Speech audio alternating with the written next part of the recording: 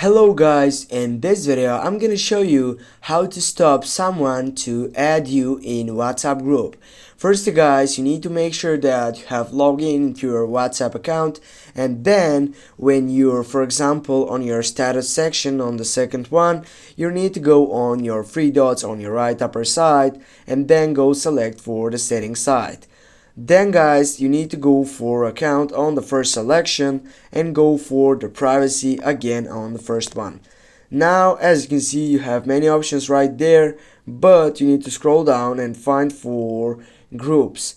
Go for groups, and as you can see on the first side you have who can add me to groups. Now if it's this for everyone, this we need to go for my contacts, or you can choose only your contacts with your people that you know. For example, when you type on my contacts accept, here will be included the contacts that will not be included in the excluded you. Now get back, and for example go with the second one and go for done. And now guys, with this we have stopped to someone to add us in some WhatsApp group. Thanks guys for watching. Don't forget to hit that like and share the video, and if you have some problems, please comment down below in the section. See you soon guys, have a nice day.